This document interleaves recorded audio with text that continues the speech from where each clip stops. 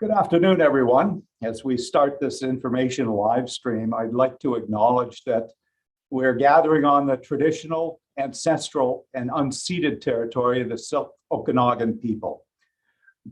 My name is Bruce Smith, and I'm with RDCO Communications and an information officer with the Central Okanagan Emergency Operations Center. This is our fourth live stream, and we hope you find the information from our participating guests this afternoon helpful as we move through the recovery process from the White Rock Lake wildfire with you. Once again, we're going to be focusing on information for residents within the boundaries of the Regional District of Central Okanagan. Any residents in other areas that were impacted by that wildfire should be checking with their local governments. A little bit about our information session this afternoon. The format will be providing updates and information in several key areas from the Regional District of Central Okanagan perspective. We have joining with us today our Engineering Services Manager, Travis Kendall, our Resiliency and Recovery Program Manager, Steve Schell, and Community Services Director, Todd Cashin. And a reminder that this event is being live streamed now. It's also being recorded so that you can come back anytime, or if someone wasn't able to make it this afternoon, they can return and view the video at their leisure.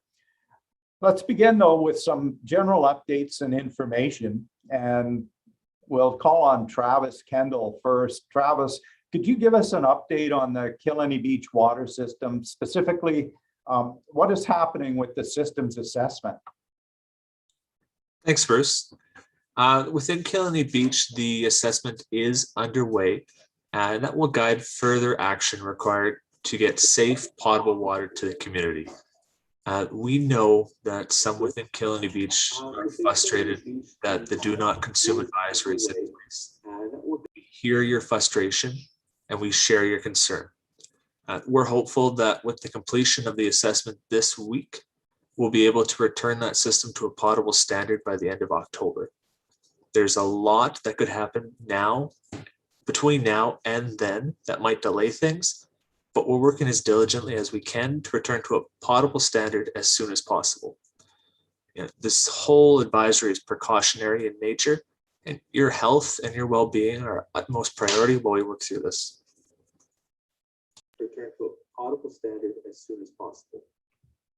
This whole advisory is precautionary. Travis, is there any timeline currently for the removal of the do not consume notice that's in effect for Killiney Beach? It's going to remain in effect until we complete the assessment and the activities that it requires. That assessment's going to be completed this week and actionable next week. We're hopeful that that do not consume order will be lifted by the end of October. But that's not a for sure thing. There's a lot that could happen between now and then. Next week, we're hopeful that that do not consume order will be lifted. Travis, can you help explain the partial fee relief for customers of the 3 RDCO water systems that are in the northwest side communities? Killiney Beach, obviously, the Upper Fintry system, and the West Shore system. Thanks, Bruce. So at our last board meeting, the board approved a reduction of a significant portion of the water user fees and consumption rates for those 3 systems you mentioned. And that's from August 1st through to September 30th. So because we read those meters once every 3 months, and we're forgiving a 2-month period, you'll effectively see a 2/3 reduction in water rates for the last billing cycle. For those that get water from the RDCO and were in a wildfire impacted area. We may also extend that relief through to Killiney Beach, depending on when that do not consume advisory is lifted. But once it is lifted, we'll consider that further rate reduction. Thanks, Bruce. Todd, would you remind our viewers about the initiatives to assist residents with the demolition and temporary building permits? Yeah, you bet. Thanks a lot, Bruce. Yeah, so as a reminder to some of our viewers that may not know, the regional district did look at a number of opportunities to reduce fees and look at the approval process to sort of cut as much red tape as we possibly can going forward for those affected. So staff did go forward to the regional board last month to consider waiving various permit fees. More specifically, I guess to your question, Bruce, staff did review the building bylaw and the building permit approval process. And the first opportunity that we identified looked at reducing to reduce financial impacts was in the building permit process, specifically to the waiving of demolition permit fees. So as a result, the regional board did waive the demolition permit fees for those affected directly by the wildfire. Secondly, the board also looked at waiving fees for temporary building permits for RVs, and also extending the period of those RV or sort of recreational vehicle use as temporary dwellings for those residents in the process of rebuilding after the White Rock Lake wildfire. For those that might not know, the regional district does permit a recreational vehicle to be used as a temporary building during construction period of single family dwellings for a period of 1 year. The use of that RV is specific to the site of the single family dwelling project where a permit has been issued and where there's active construction happening. So staff recognize that the process of rebuilding homes lost in the wildfire may take some additional time. And so we've proposed to the board an extension for the use of those vehicles to be used as temporary building during the reconstruction period. So now we're looking at not only waiving the demolition fees and waiving the fees for the temporary building permits, but also extending the use of those recreational vehicles as well. And you've had actual contact with residents so far on some of these issues, correct, Todd? Yeah, absolutely. We've actually issued a number of demolition permits, quite a few already, and we've had a number of inquiries about recreational vehicle use. Recently, we received confirmation of the disaster funding assistance grant, some funds that will be used to conduct a foreshore study. What's this grant money for, Todd? How is it going to benefit waterfront property owners who are impacted by the wildfire? Sure. Thanks, Bruce. Yeah, so our regional emergency operations center did request funding from the province for reviewing environmental and hazardous conditions in the area of the fire, but more specifically around tributaries and the foreshore of Okanagan Lake, specifically, I guess, in the Killenny Beach and Estamont areas.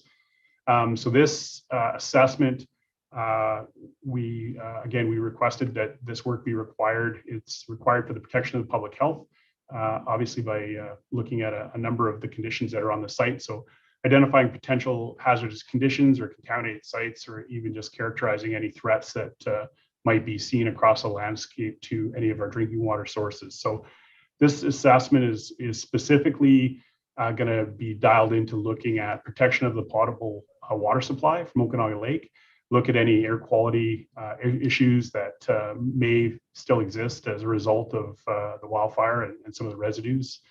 Also looking at determining some of those areas and extent of that areas that may have some flooding issues in the past or floodplain considerations.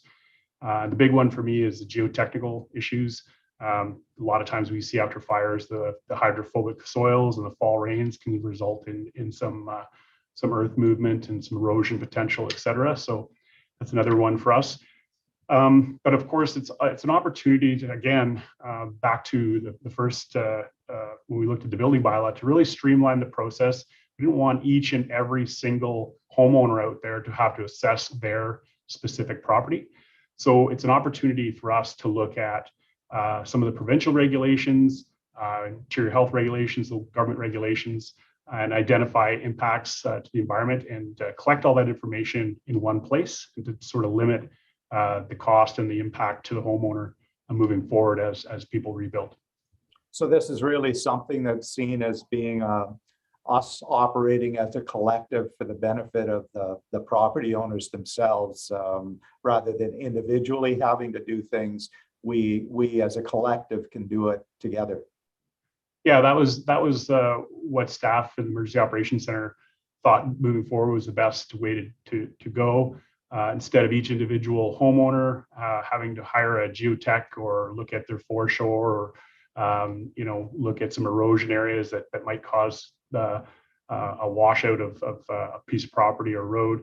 We wanted to look at all those things across the landscape and identify any hazards and try and streamline the process for homeowners going forward. Thanks, Todd. A couple of weeks ago, we mentioned the regional district has insurance advocates who are providing confidential assistance to property owners. Steve, we have now resiliency recovery caseworkers. What role do these individuals play, and how can they help residents who've been impacted by the wildfire? Great. Yeah, thank you, Bruce, and good afternoon, everyone. I want to speak about those insurance advocates that we have in place right now, and I'm pleased to announce that we were able to get 3 individuals come forward seeking some additional support. So one of those persons was in the office today, getting that support to work their way through the complicated insurance policies. Also, I'd like to share that last Friday, the area director, Wayne Carson, and myself toured the wildfire area and just looked at some of the dramatic impacts from that area in the community itself. We had the opportunity to meet with a few locals on site and hear firsthand some of their traumatic experiences, as well as what their concerns were. We listened to those stories and took note and brought that information back. That will be used to assist those caseworkers that Bruce just spoke about. So again, I'm proud to announce that on October 7th, we launched 2 caseworkers who will be conducting confidential capacity needs assessments, starting with those who lost structures during the wildfire event. This information will allow the regional district to focus our support on most urgent areas that need to be addressed and fill any gaps that may have been missed during the period that we've been providing the support. So again, 2 great initiatives underway, and that's an update, Bruce, from what we said 2 weeks ago. And Steve, I guess the obvious tie-in here would be for people to contact the Recovery and Resiliency Center, either by phone, email, or visit the recovery webpage on the RDCO website, rdco.com/recovery, to get absolutely, yeah, absolutely, yes. On the issue of fridge and freezer disposal options, obviously there's still people who may have to dispose of their fridges and freezers and haven't done so yet. What's the current status of the Northwest Side transfer station? Yeah, thanks, Bruce. So the status of the Northwest Side garbage transfer station is that they have resumed normal operations starting Monday, Wednesday, Saturday, and Sunday as of October 1st. So the message is we'd like to encourage any residents to go to the bulky item collection transfer station if they wish to dispose of any of those empty fridges or freezers, and that service will remain in place until October 20th. If that doesn't work for you, we do have a couple other options available. The Glenmore Landfill and Westside Residential Waste Disposal and Recycling Center in West Kelowna are also available for residents to dispose of those materials.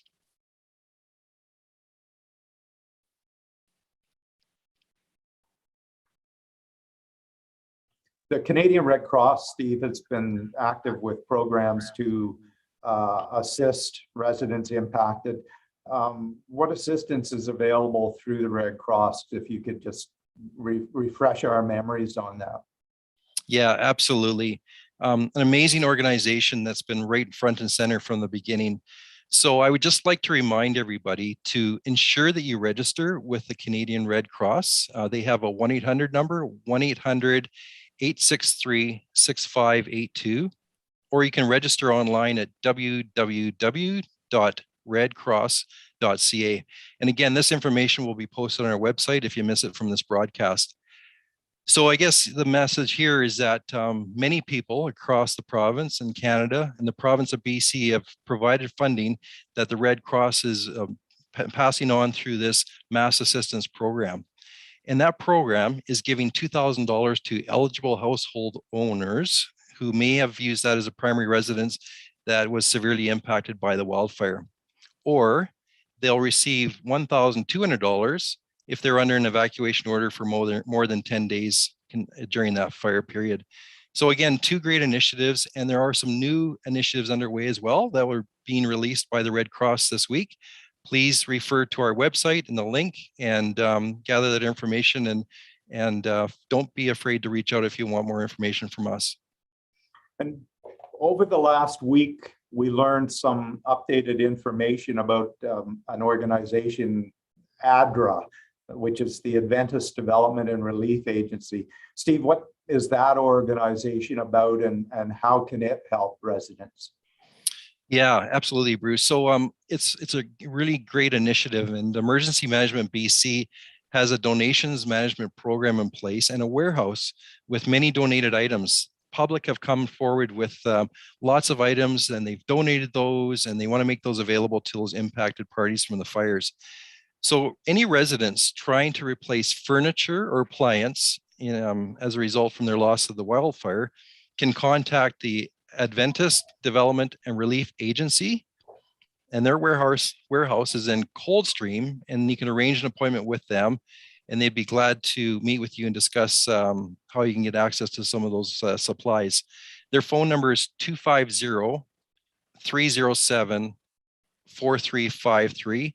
And again, they have an email address that's too long to mention here, but it will be in our website and you can gather the information there. So again, another great opportunity just to support those people in need, and a great initiative I encourage you to reach out to if you're in that need for appliances or furniture. Yeah, and that email address is available under the ADRA information on the recovery webpage, rdco.com/recovery. The provincial government's just had some updates, Steve, regarding the emergency support services support for wildfire, those impacted by the wildfire. What new information has come about relating to ESS and assistance? Yeah, thanks again. So Emergency Management BC has approved an extension of ESS support for eligible evacuees. They will continue to provide that support to homeowners who have experienced the loss of their primary residence with an extension of accommodation, private billeting, and food supports. And that program has been extended to the end of November at this time. So again, it's really good news because the old program was expiring, and there's still a number of people out there still in need of those levels of support. So again, it's a really good news story. And if you are having difficulty, don't be afraid to reach out or check our webpage for getting access to that ESS support program. And what about Samaritans Purse? Are they still active in the area?